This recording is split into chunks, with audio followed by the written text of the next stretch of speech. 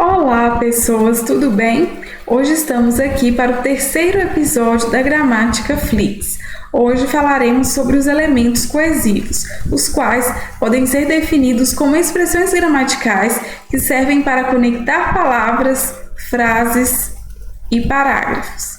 Através destes conectivos, o leitor terá uma facilidade maior em interpretar o texto, já que todas as ideias devem estar interligadas desde o início até o fim.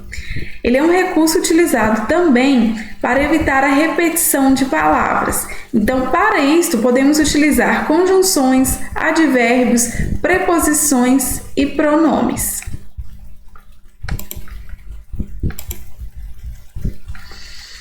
Então, falaremos agora sobre os elementos coesivos que servem para ligar orações. Então, nós temos aí 4 exemplos que dão a ideia de tempo. Assim que cheguei, percebi a troca.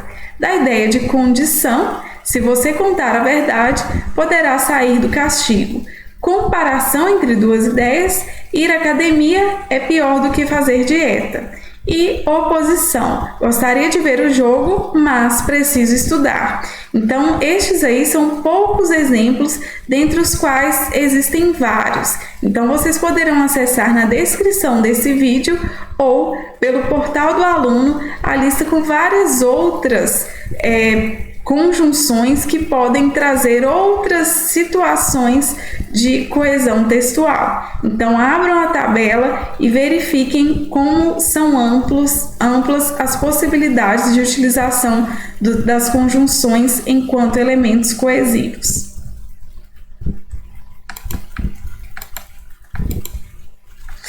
Aí, neste próximo exemplo que nós temos, nós podemos ilustrar os elementos coesivos através de períodos e parágrafos. Então, eu tenho um fragmento de uma redação nota 1000 do ano de 2019, o qual começa pelo seu segundo parágrafo. Então, aí começou-se em princípio.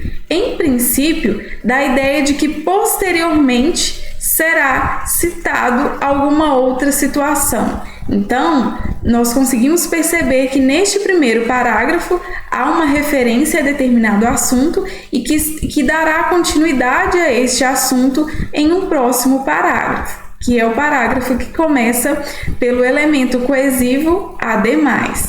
Então, uma outra informação importante é que aí, ainda no parágrafo inicial, foi utilizado as palavras segundo o autor. Então, para se referir ao que tinha sido citado, ao autor citado anteriormente.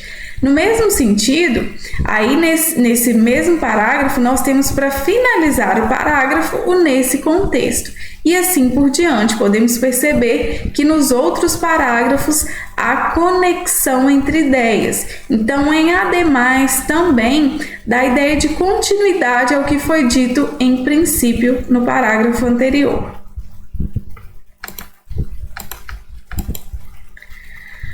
E aí vamos falar um pouco sobre os elementos coesivos por retomada. Então, para evitarmos a repetição de trechos de palavras no mesmo texto, no mesmo parágrafo ou até mesmo na mesma oração, nós podemos utilizar o recurso de sinônimos. Então, se eu preciso utilizar a palavra lixo, ao invés de utilizá-la várias vezes, eu posso utilizar palavras tais como resíduo, rejeito, dejeto, detrito. Então, são palavras que possuem significado aproximado. Posso também trazer a ideia de substituição por hiperônimos e hipônimos. Então, lixo é uma palavra hiperônima, ou seja, ela é ampla. E eu posso substituir pelo hipônimo plástico. Então, plástico é um lixo específico. E aí, nós podemos também fazer essa substituição através de pronomes. O excesso de lixo no território ocorre pois a maior parte da sociedade não sabe como descartá-lo. Então, o lo pode ser uma palavra a retomar o excesso de lixo. No segundo exemplo, o recurso utilizado foi a utilização da palavra ele, do pronome ele, para retomar o excesso de lixo.